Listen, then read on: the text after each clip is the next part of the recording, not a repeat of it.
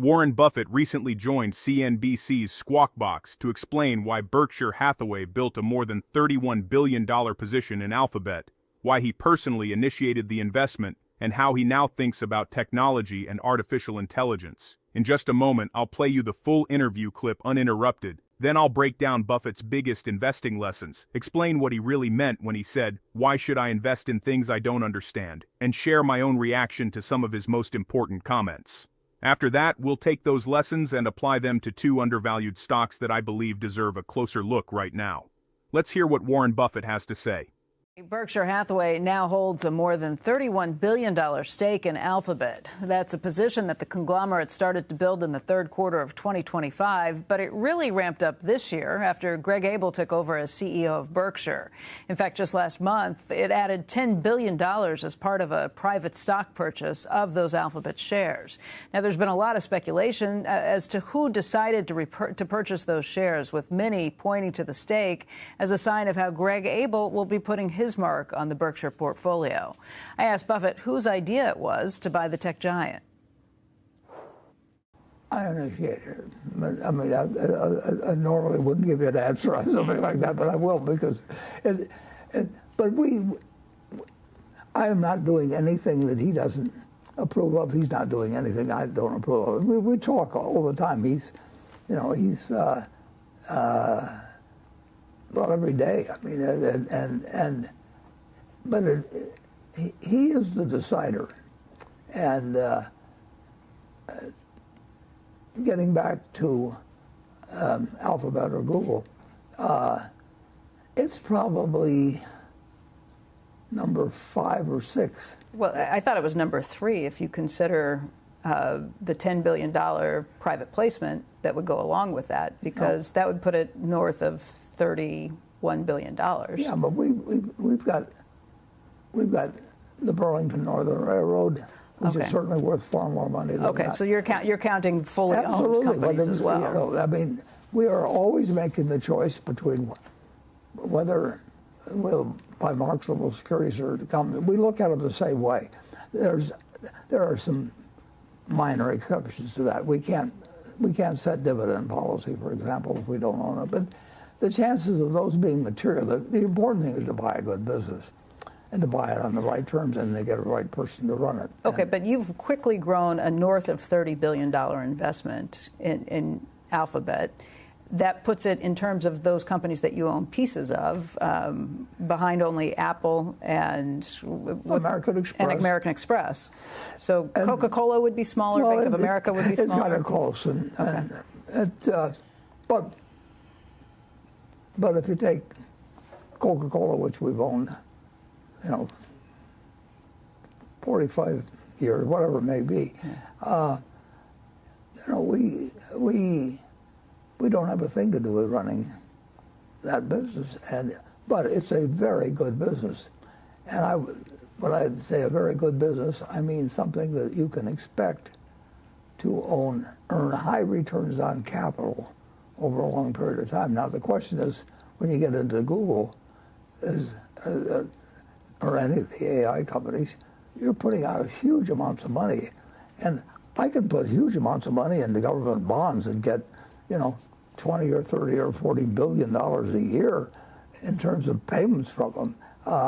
So a good business is one that earns a lot more than and has prospects of continuing to earn a lot more than the returns on essentially riskless investments, which you could define as treasuries. But if you take something like American Express, most of the banks earn 13, 14% on capital. If I asked everybody to guess what American Express would, they would come up with some figure similar, but it's so different that it earns 30% plus on capital and does not incur more risk in doing so than the banks that earn 13 or 14%. And that the trick in life is to find, in investing, is to find businesses that are going to earn high returns on capital for an extended period of time. And that's what happened with Berkshire for a long period of time. A long period of time gets to be very important because those doubles later on are very big numbers.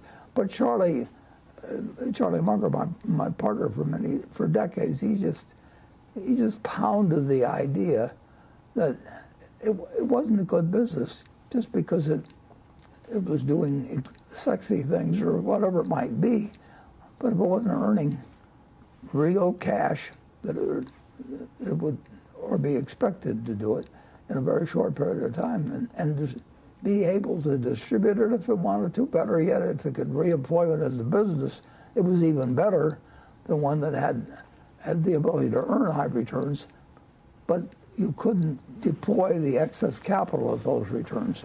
Okay, let me ask you, though. Forever, people have thought of you as somebody who doesn't invest in technology. And by the way, you've described yourself as somebody who doesn't invest in technology. Obviously, the biggest position in the Berkshire portfolio is Apple, a position that you put on, but at the time you called that a consumer company. Google, you just called an AI company. So what happened? Google, the real question with Google and all of its competitors now, because they're all laying out hundreds of billions. I mean, they're big capex spenders. So yeah, and that's real money. I mean, if our railroad were to lay out 300 million or billion or 200 billion, you know, that kind of money wasn't even put in the railroad business, you know, in terms of developing it. So, and that's the game they're playing now. They weren't playing that game with computer software. No, so when they were asset light, you didn't like them, and the markets loved them. Now that they are I made a mistake. Spending heavily on capex, a lot of shareholders don't like them as much because I think they're more likely to be a winner based on the record than probably 90% or 95% of what gets merchandised through Wall Street, because Wall Street is interested in whether they can sell something. And I can't recall a report on Wall Street that really gets into the internal rates of return that a business is actually earning. Now, what's more important than what a business is earning? But they ask all these questions about what will happen next quarter, or you know, or, it's ridiculous. But you know, investing is coming up with, well, probably this. Close to the most successful long-term investor was Rockefeller, but look at what oil and gas has done over 150 or a couple of hundred years. So he kept compounding at a very good rate, not as good a rate as Geico would have achieved in his early years, because it's easier to do when you're small. Getting to do it when you're large is. You got the whole world looking at you, trying to figure out, you know, how come those guys are doing it, we're not doing it. Why do you like Alphabet above all others, and what made you initiate this position? What was the eureka moment? I would say that I don't like it as well as at least 4 or 5 other businesses that we own. Other than Apple, the railroad? Well, American Express. You're not going to get the whole portfolio out of me, but and of course, but you like it enough to make it a huge position. I like Berkshire that way. Yeah. I mean, Berkshire earned high returns on capital without. I'm not talking about using the tricks of leverage or that sort of thing. I'm talking about. But I'm talking about why Alphabet versus the other Magnificent Seven or the other, you know, hyperscalers who are doing the same thing, spending a lot of money, Amazon, Microsoft, whoever it may be, to try and win in this position of AI. Yeah. Well, I don't want to sit around knocking the others. They don't have any choice. Yeah. You know, to spend like this, you mean? They're now playing a game in many cases or in some cases, where they're playing a game they don't want to play. IBM would have loved it if they just kept playing the game that IBM was playing in the 30s or the 40s or the 50s or the 60s, you know, and then somebody came along and said, we'll get a better result for you, achieving the objective of all the customers you have, because that's all you're going to have is either have happy customers, you don't have customers over time. And the customer's not dumb. Wall Street can be very dumb, and in terms of they can dream. But a guy with a grocery store can't dream. I mean, I worked at my grandfather's grocery store, and we saw, well, we had one store in 1869, and we had one store in 1969. And other people were earning high returns on capital, some on a national scale. A&P, which people don't associate with anymore. In the 1930s, I mean, they were number one, enemy number one of trustbusters in Washington, and they had a very, very, very good hand, and that hand disappeared. So it's a different game, and you like this game, you understand this game more than you understood the game they were playing before. Is that fair to say? There's all kinds of games I don't understand. Sure. Yeah. But this game. Why should I expect to make money in all kinds of things I don't understand? Mm-hmm. But that's what I'm getting at. What do you understand about this game at this point? Because most people would say he's never going to buy any technology stocks, and I think you've said the same thing yourself in the past. Yeah, but I've done it. And actually, one of the most successful companies I was associated with, going back to 1958, we started a company called Data Documents. Right. We started Data Documents because a couple pals of mine read in the paper that IBM had settled an antitrust suit by divesting. They had to divest 50% of the capacity of what was their best business. And everybody knew it was their best business. Now, it so happens it ran out after 10 or 15 years, and I knew some of the people that caused it to run out. But if you have a wonderful business, you are going to be subject to attack. So it's not a question of whether it was wonderful yesterday. It's the question is how long is it going to be wonderful?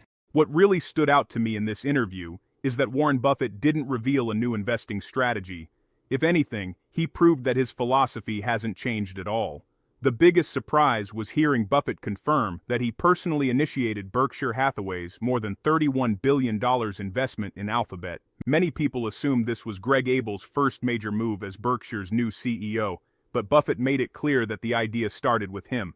At the same time, he emphasized that he and Greg Abel are in constant communication, that they approve each other's decisions, and that Greg is ultimately the final decision maker. To me, that's an important message because it shows Berkshire's leadership transition is already operating exactly as intended. What I found even more interesting was how Buffett explained why Alphabet fits into Berkshire's portfolio. He wasn't talking about AI hype or exciting new technology. Instead, he brought the conversation back to something he has been teaching investors for decades, which is buying outstanding businesses that can earn high returns on capital over a very long period of time. He used American Express as the perfect example. While many banks generate returns on capital in the low teens, Buffett pointed out that American Express has consistently earned more than 30% without taking significantly more risk. That's the kind of business he wants to own. His goal isn't to find companies doing the newest or most exciting things. It's to find businesses that consistently produce exceptional economics year after year. I think that's a lesson many investors need to hear today. Too often we chase the next hot trend without asking whether the underlying business can actually generate outstanding returns for shareholders. Buffett reminded us that great technology doesn't automatically translate into a great investment. A great investment is one that continues creating value long after the excitement fades. He also credited Charlie Munger for reinforcing that lesson throughout their partnership. Charlie constantly reminded him that a business wasn't great simply because it was doing something fashionable or attracting headlines. If it couldn't generate real cash flow and, even better, reinvest that cash at high rates of return, it wasn't nearly as valuable as people thought. I think that's especially relevant today because we're living through one of the biggest AI booms in history, and many investors are assuming every company associated with artificial intelligence will automatically become a winner. Buffett doesn't see it that way. He pointed out that companies like Google are investing hundreds of billions of dollars into artificial intelligence infrastructure. That's an enormous amount of capital, and his question isn't whether AI will change the world. His question is whether those investments will eventually earn returns that justify the cost. To me, that's exactly the right question because spending billions of dollars doesn't automatically create billions of dollars in shareholder value. Another part of the interview that really resonated with me was Buffett's criticism of Wall Street. He believes too many investors spend their time worrying about what will happen next quarter instead of asking what a business will look like 10 years from now. I completely agree. Some of the greatest fortunes in history were built by owning exceptional businesses and allowing them to compound over decades, not by reacting to every quarterly earnings report or market headline. Buffett also made an interesting point about today's AI race. He said many of these technology companies are now playing a game they don't necessarily want to play because they have no choice. If one company spends aggressively on AI while another falls behind, the competitive gap could become impossible to close. He even compared it to IBM, a company that once dominated its industry but eventually had to compete in an entirely different game as technology evolved. His message was simple: no business can afford to stand still, and customers will always move toward whoever creates the most value. One of my favorite moments came when Buffett was asked whether he finally understands technology better than he did years ago. His answer was classic Buffett. He said there are still plenty of businesses he doesn't understand, then asked a simple question that perfectly summarizes his entire investing philosophy: why should I invest in things I don't understand? That kind of discipline is one of the biggest reasons he's been so successful. He has never felt pressured to chase every trend. He waits until he understands the business, believes in its economics, and is confident the long-term opportunity outweighs the risks. So, my biggest takeaway from this interview is that Warren Buffett hasn't changed. The world around him has. His investment in Alphabet isn't a departure from value investing. It's another example of applying timeless investing principles to one of today's most important businesses. He is still looking for companies with durable competitive advantages, strong returns on capital, and the ability to compound shareholder value for many years to come. Now let's dive in and talk about two undervalued stocks that I believe share many of the same long-term qualities Buffett looks for when making an investment. The first company on today's list is Broadcom, ticker symbol AVGO. If you've been following the AI revolution, you've probably heard plenty about companies building artificial intelligence models. But behind every AI model is an enormous amount of infrastructure, and that is exactly where Broadcom has become one of the most important players in the entire technology ecosystem. This is a business that most consumers rarely think about, yet many of the technologies shaping our future simply would not function without the products Broadcom designs. That is one of the reasons I find this company so interesting.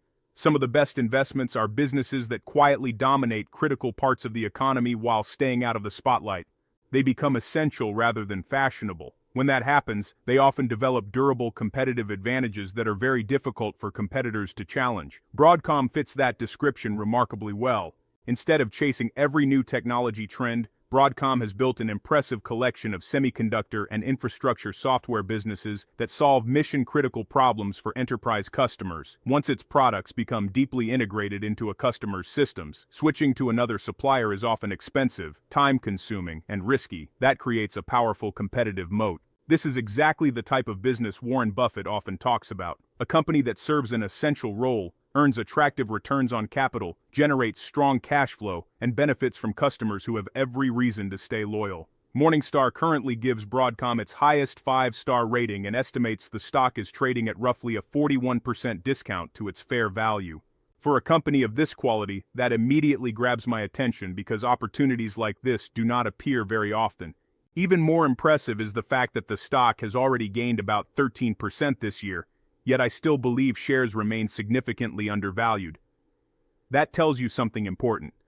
Sometimes a stock can rise substantially and still be attractively priced if the underlying business continues improving faster than investors appreciate. I think that may be exactly what is happening here. The biggest reason is artificial intelligence. There is no question that AI has become one of the largest investment themes of this decade. But while many investors focus only on software companies, Broadcom sits in one of the most attractive positions because it supplies critical technology needed to make AI possible. Morningstar believes Broadcom's AI-related revenue could exceed $100 billion during fiscal 2027 before potentially reaching $200 billion in fiscal 2028. Those are extraordinary projections that illustrate just how large this opportunity could become if demand continues expanding as expected. I believe the market is underestimating the growth potential of Broadcom's XPU business. If you are unfamiliar with XPUs, think of them as highly specialized processors designed to accelerate artificial intelligence workloads. As AI models become larger and more sophisticated, demand for these specialized chips continues growing rapidly. I think Broadcom's own guidance may actually be conservative. That is a statement investors should not ignore. Wall Street usually becomes excited when companies raise guidance aggressively. Here we have analysts suggesting Broadcom itself may be understating what is possible over the next several years. If they are correct, future earnings expectations could continue moving higher. One thing I really like about Broadcom is that management is not relying on a single customer or one product to drive growth. The company has built an ecosystem of businesses that complement each other. Its semiconductor operations continue benefiting from AI infrastructure spending, while its software businesses provide recurring revenue streams that help strengthen overall financial performance. That combination creates diversification inside one company. Diversification does not always mean owning dozens of different stocks. Sometimes it means owning one exceptional business with multiple engines of growth. Broadcom appears to fit that description. Another reason I believe Broadcom deserves serious consideration is because the AI infrastructure build-out is still in its early stages. Many investors talk about artificial intelligence as though the opportunity has already peaked. I actually think we are still closer to the beginning than the end. Companies around the world are continuing to invest enormous amounts of capital into AI infrastructure. As long as that trend continues, businesses providing the essential hardware behind those investments stand to benefit. Broadcom occupies a critical position within that value chain. Broadcom possesses a wide economic moat built around its chip design expertise and the switching costs associated with many of its software products. Those advantages make it harder for competitors to take market share and help support attractive profitability over long periods of time. Another characteristic that long-term investors should appreciate is Broadcom's ability to convert revenue into cash. Cash flow gives management flexibility.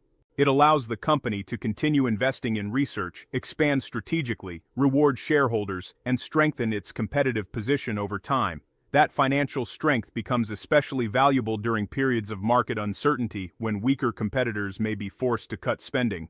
One thing I always ask myself before buying a stock is whether this business is likely to become more important or less important over the next decade. For Broadcom, I believe the answer is becoming increasingly clear. As artificial intelligence expands across enterprise software, cloud computing, healthcare, manufacturing, financial services, and countless other industries, demand for advanced computing infrastructure should continue growing. Broadcom is positioned directly in the middle of that trend. Of course, no investment is without risk. Technology evolves quickly. Competition never stands still. Customer spending can fluctuate. Market sentiment can change dramatically in a short period of time. Those realities apply to every technology company. But when I weigh those risks against Broadcom's competitive advantages, financial strength, AI growth potential, and my estimate that the shares trade at a substantial discount to fair value, I think this is exactly the type of company long-term investors should be researching carefully. Sometimes the best opportunities appear when investors become overly focused on short-term uncertainty while overlooking the long-term picture. Broadcom may be one of those opportunities today. If this resonates with you, you're exactly who this channel is for. Please hit the like button, share the video, and leave your thoughts in the comments. Subscribe to the channel so you don't miss out on the next important financial investing update. Remember to do your own research before you invest in any stock. The second undervalued stock on today's list is Microsoft, ticker symbol MSFT. Few companies have managed to reinvent themselves as successfully as Microsoft. For decades, it has remained one of the most important businesses in the global economy by constantly adapting to where technology is heading instead of clinging to where it has been. That ability to evolve is one of the biggest reasons I believe Microsoft continues to deserve a place in a long-term investment portfolio. When people think about Microsoft, they often think of Windows or Microsoft Office. Those products are certainly important, but they only tell part of the story. Today's Microsoft has become deeply embedded in how businesses operate around the world. Its software helps organizations communicate, collaborate, manage data, build applications, protect against cyber threats, and increasingly integrate artificial intelligence into everyday workflows. In many ways, Microsoft has become part of the operating system for modern business. That creates an incredibly powerful competitive advantage. Microsoft has a wide economic moat, supported by both its cost advantages and powerful network effects. Think about how difficult it would be for a large organization with thousands of employees to replace Microsoft's software ecosystem overnight. The cost would be enormous. The disruption could last months or even years. Employees would require retraining. Existing systems would need to be rebuilt. Productivity could suffer during the transition. That creates very high switching costs. When customers become deeply integrated into an ecosystem, they are much more likely to remain loyal. That is exactly the type of business Warren Buffett loves. A company that customers continue using because changing providers would be far more expensive than staying where they are. That competitive advantage becomes even stronger when millions of businesses around the world are using the same products. The larger Microsoft's ecosystem becomes, the more valuable it becomes for existing customers and new customers alike. This is the network effect in action. Morningstar currently gives Microsoft its highest 5-star rating and estimates the shares are trading roughly 35% below their fair value. That may surprise some investors because Microsoft has long been viewed as one of the highest quality companies in the market. But even exceptional businesses occasionally become attractively priced when market sentiment turns negative. BusinessInsider.com. This year has certainly tested investor confidence. Microsoft shares have declined about 17% year to date. Whenever a company of this quality experiences a significant pullback, I think it deserves another look. The important question is not whether the stock has fallen. The important question is whether the business itself has become weaker. Based on my analysis, the answer appears to be no. In fact, the firm still expects Microsoft to deliver approximately a 15% compound annual revenue growth rate over the coming years. That is remarkable for a company already operating at Microsoft's enormous scale. Growing at that pace when your revenue base is already measured in hundreds of billions of dollars is no easy task. It speaks to the strength of Microsoft's business model and the opportunities still ahead. Artificial intelligence is obviously one of those opportunities. While many companies are still trying to figure out how AI fits into their future, Microsoft has positioned itself to benefit across multiple areas of its business. That is something I find particularly attractive. Rather than relying on one breakthrough product, Microsoft has numerous ways to monetize artificial intelligence. It can enhance productivity software. It can strengthen enterprise services. It can improve developer tools. It can expand cloud offerings. It can introduce premium AI-powered features that businesses are willing to pay for because they increase productivity and save time. That creates multiple paths to long-term growth. I believe this diversified approach gives Microsoft meaningful upside if artificial intelligence delivers on even a portion of its enormous potential. In other words, Microsoft does not need one single AI product to dominate the market. The company simply needs AI to improve the value of the products businesses already rely on every day. That is a much lower hurdle. I also think Microsoft's strategy is more durable because it focuses on solving real business problems. Companies are not adopting AI simply because it is exciting. They are adopting it because they want employees to become more productive, automate repetitive tasks, analyze information faster, and make better decisions. Microsoft already has trusted relationships with millions of organizations around the world. That gives it an incredible advantage when introducing new AI-powered capabilities. Businesses are far more likely to adopt new tools from a company they already trust than completely rebuild their technology infrastructure around an unfamiliar provider. That trust has taken decades to build. It cannot easily be replicated. Another quality I appreciate is Microsoft's financial discipline. The company generates tremendous cash flow, maintains an exceptionally strong balance sheet, and continues investing aggressively in future growth while still rewarding shareholders. Very few companies have the financial flexibility to do all of those things simultaneously. That financial strength also provides resilience during economic slowdowns. When markets become uncertain, companies with strong balance sheets often emerge even stronger because they can continue investing while weaker competitors pull back. That has been one of Microsoft's greatest strengths over the years. It continues building for the future regardless of short-term market volatility. As investors, that is exactly the kind of leadership we should be looking for. Now, does this mean Microsoft is guaranteed to outperform over the next decade? Of course not. No investment comes with guarantees. Competition remains intense. Technology changes quickly. Artificial intelligence will continue evolving. Economic conditions can always create short-term challenges. But when I look at Microsoft's competitive moat, recurring revenue streams, dominant position within enterprise software, expanding AI opportunities, financial strength, and my estimate that the stock trades at a meaningful discount to fair value, I believe the long-term investment case remains very compelling. Sometimes investors make the mistake of assuming a great company cannot become a great investment because everyone already knows its name. History has shown that is not always true. The best businesses often continue creating enormous shareholder value for years because they consistently adapt, innovate, and deepen their competitive advantages. Microsoft has repeatedly demonstrated that ability throughout its history. For long-term investors willing to look beyond today's headlines, this recent pullback may represent an opportunity rather than a warning sign. That is exactly why Microsoft has earned a place on today's list of undervalued stocks. This video is brought to you by Value Stocks Investing Master Course. If you're looking to grow your wealth by investing in solid, undervalued stocks, but not sure where to start, I created the Value Stocks Investing Master Course to teach you how to identify great companies, make smart investment decisions, and build a portfolio that lasts. Click the link in the description and pinned comments to get the course today and take control of your financial future. Today we looked at two companies that I believe are trading significantly below their intrinsic value. Broadcom offers enormous upside through the continued expansion of artificial intelligence infrastructure and semiconductor demand. Microsoft combines one of the world's strongest competitive moats with multiple opportunities to monetize artificial intelligence across its existing ecosystem. Both businesses generate significant cash flow, both have durable competitive advantages, both continue investing heavily in their future, and both appear to be trading at meaningful discounts to their estimated fair value. If you want exclusive stock tips, in-depth analysis, real-time trade alerts, and free investing guides, join the Stocks Galore Patreon today and take your investing game to the next level. Our members get full in-depth analysis on most of the stocks mentioned here. Head over to patreon.com/stocksgalore and become part of our growing community of smart investors. Link is in the description. Now I'd love to hear from you. Between Broadcom and Microsoft, which business do you believe has the stronger long-term competitive advantage? And which stock would you be more comfortable holding for the next 10 years? Let me know your thoughts in the comments below. Do not forget to like the video, share your thoughts in the comments, and subscribe so you do not miss the next important investing update.